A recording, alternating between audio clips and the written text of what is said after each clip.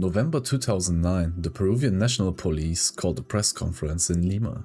On the table in front of them, there was no seized cocaine. There was a photograph of a man's severed head.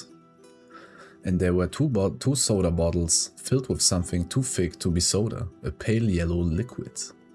The liquid, the officers said, was human fat. They had captured a gang, they said. A gang that lured people into the jungle with the promise of work, killed them and drained the fat from their bodies to sell abroad. To cosmetics laboratories in Europe for $60,000 a gallon. They believed the gang may have murdered as many as 60 people. And they gave the gang a name, an old name, a colonial one. They called them the Pishtacos. A government spokesman said it without hesitation. In Andean myth, he announced that we have now been able to prove. Within weeks, the story came apart in their hands. Surgeons pointed out there is no black market for human fat, that liposuction clinics discard more of it in a week than anyone could ever sell. The European buyers were never produced. The hidden laboratory was never found. The 60 bodies were never found. In the end, there was a firm evidence for a single killing, and that one looked less like an international conspiracy than a local score being settled. And then people began to notice the timing. 3 days before the police unveiled the monster, an investigative journalist had published something else. Documented proof of a government death squad, operating for years, executing dozens of people without trail. The story of the fat-stealing gang arrived almost on top of it, and pushed it off to the front page. No one has ever proven that the police reached for a folk monster to bury a death squad. That remains a suspicion. By the end of that month, it was the police, and not the fat thieves, who were the ones under investigation. This is what I want you to hold on before we start. In this century, not the 16th, this one, a government reached into folklore, pulled out a creature 500 years old, and held it up to the cameras. And for weeks, it worked. People believed it, because the creature was already there, waiting, and it fit the shape of the crime too well to question. To understand why it fit. Why the Pishtaco is the thing you reach for when you need a body to disappear, and the reason no one will look at too closely. You have to understand the creature itself, not the headline, the thing underneath it. So, there is a road in the Andes that I need to tell you about. Not a metaphorical road, a specific one, a pass above 4,000 meters in the Ayacucho region, where the air is thin enough that sound behaves differently and your own breathing becomes something you have to think about. Where the fog comes in the afternoon without warning and turns a man 10 meters ahead of you into a shape, then a suggestion, then nothing. I went there to research a legend. I came back with something I cannot explain as a legend. Before I tell you what I found, I need to tell you something else. Everything in this episode is documented, sourced and true, with one exception. There is a single lie hidden in what follows. I am going to tell you the same way it was told to me. As solid fact, in a calm voice, with a citation behind it. Your job, if you want it, is to find it before I name it. The creature is called the Pishtaco. It looks like a man. That is not a metaphor either. Farewell for now, I will meet you on the other side of the road.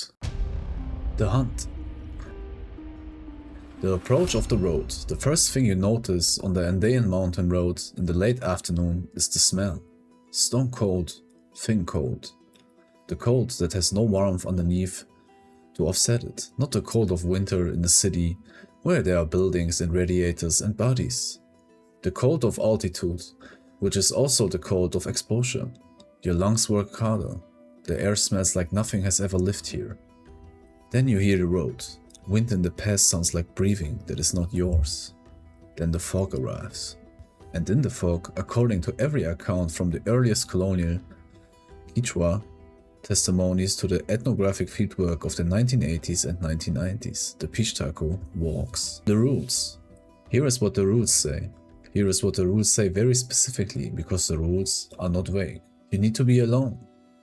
This is the first condition. The Pishtaco does not operate in groups. It has no power over groups. Every documented countermeasure in every original tradition converges onto the same point: never travel between communities without company. This is not a magical instruction, it's a precise one. The creature's vulnerability is social, not supernatural. It requires isolation to function. You need to be at the threshold. A bridge, a mountain pass, the edge of a market, the outskirts of a town where the community's knowledge of you ends and the road begins. The Pishtaco is not a creature of the forest or the village. It's a creature of the space between the liminal zone where you are, no longer recognized and not yet arrived. Communities in the Colca Valley, documented by anthropologist Paul Gallis during the 1980s, fieldwork near Cabanaconde slept with salt packets sewn into their clothing. Salt in Andean cosmology is community. It is preservation. It is the civilized world made portable.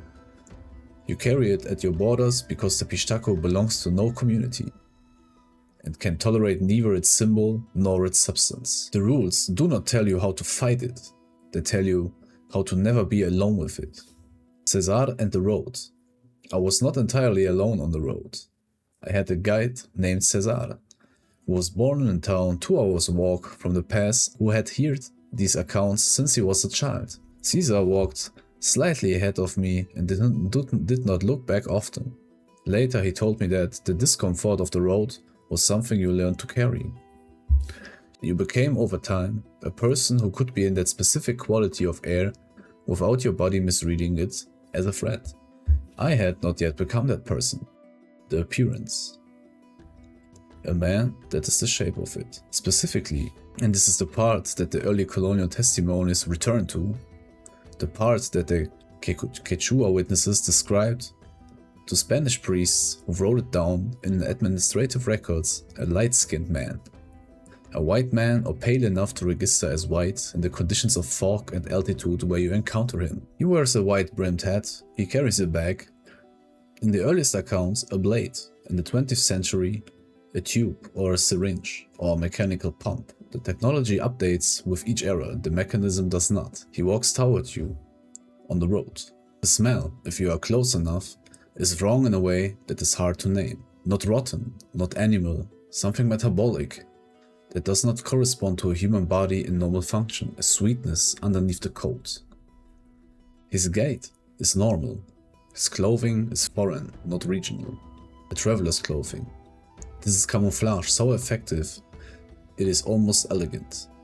He appears as exactly what you have been taught to expect on a mountain road. A stranger passing through. A missionary, perhaps. An engineer, a government man. Someone with authority you cannot yet assess. You would not run. That is the point. By the time your body registers something is wrong, he's already beside you. His face. And this is where the accounts become specific in the way I told you they would. The way that observed things are specific. His face does not fit the rest of him. Not deformed. Not monstrous in the way of stories told to children. Wrong. Pale in a way that is not pallor from cold but something beneath the skin.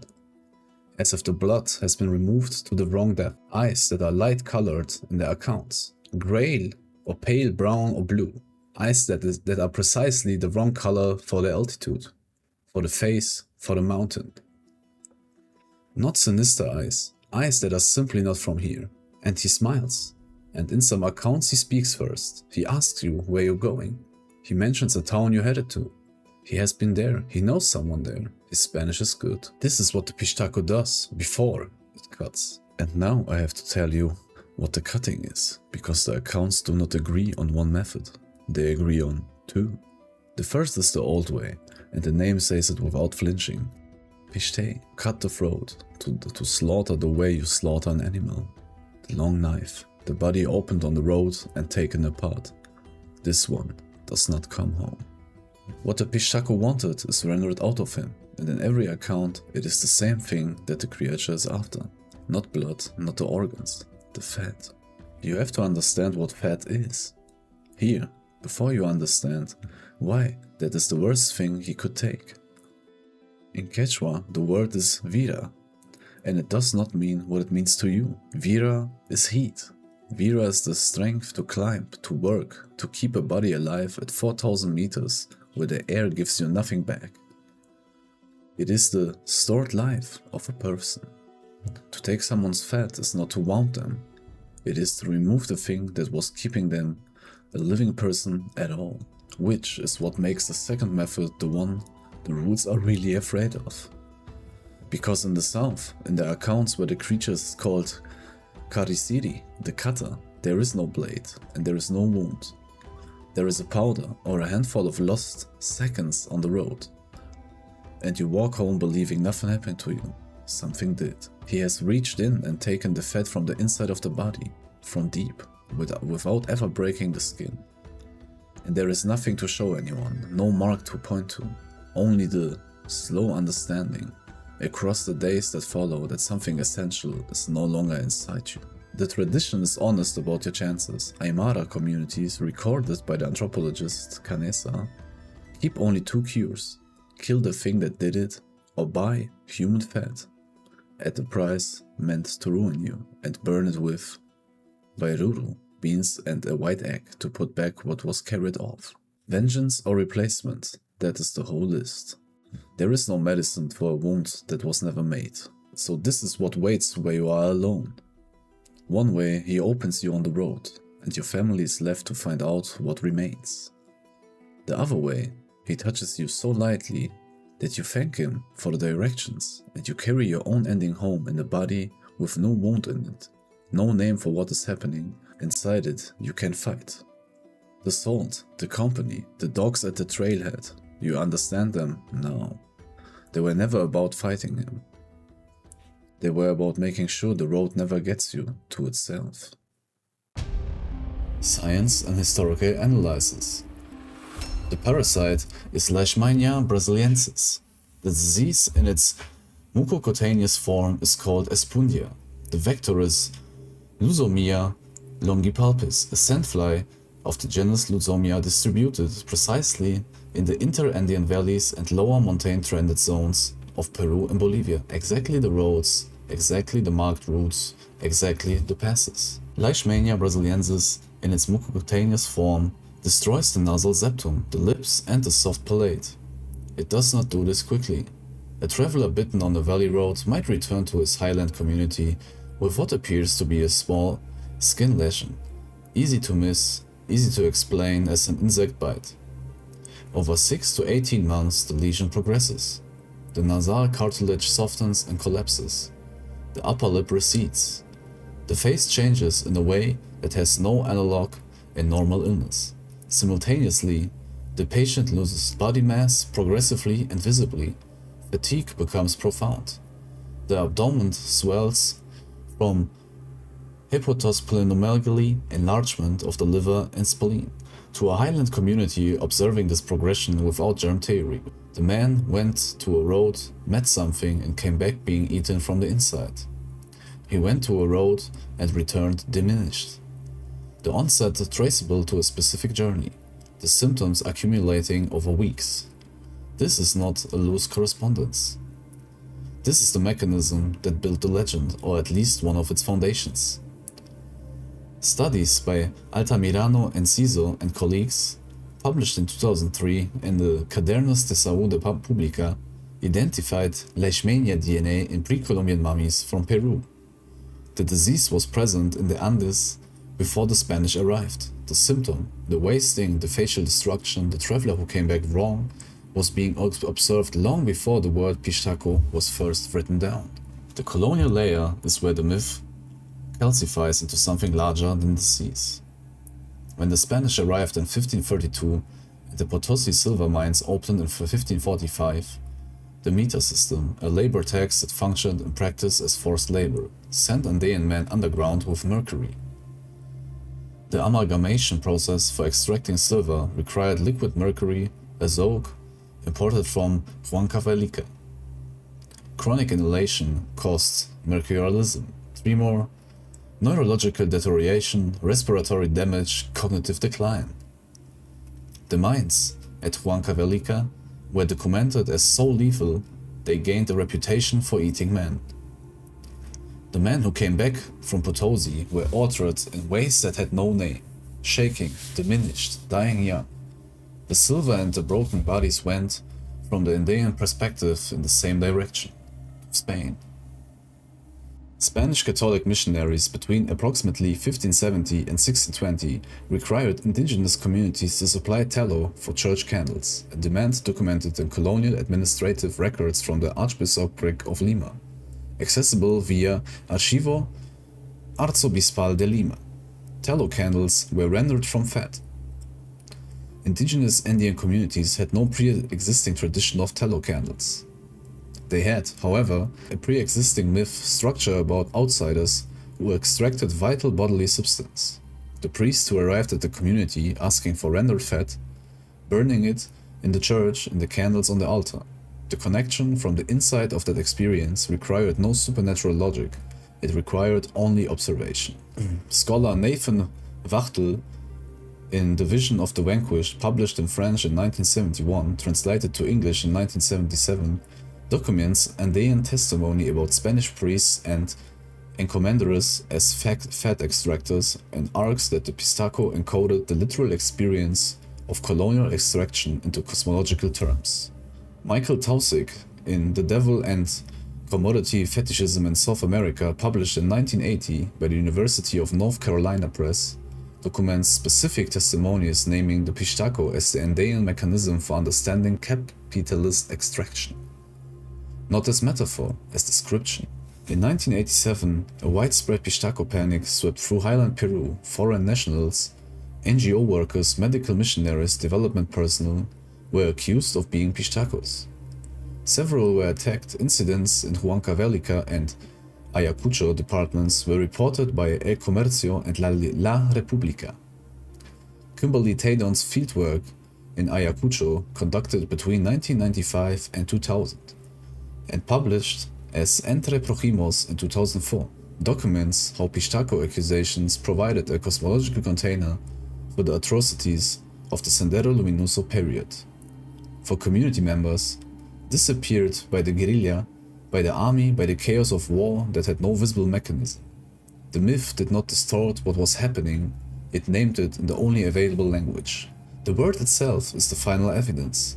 Peruvian linguist Rodolfo Cerón Palomino in Lingüística Quechua, published in 1987, traces Pishtaco to the Quechua verb pishtar, to cut the throat off, to slaughter as one, slaughter animals, the suffix co as agentive, the one who performs the act. The name does not mean fat stealer, it means the one who cuts the throat. The fat is the motive, the cutting is the method.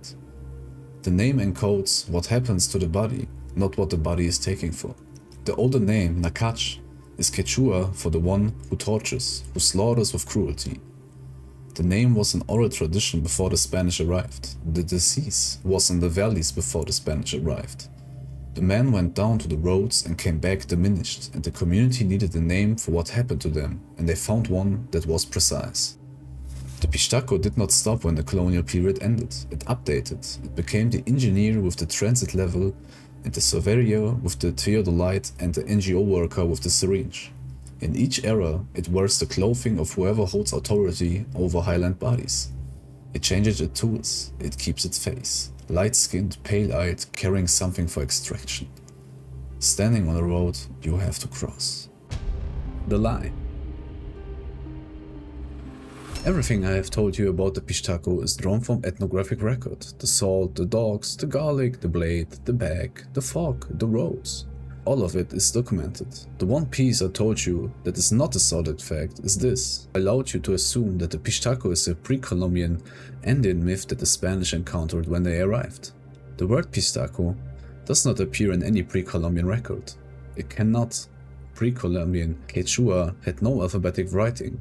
The word appears first in colonial era Spanish administrative and ecclesiastical documents.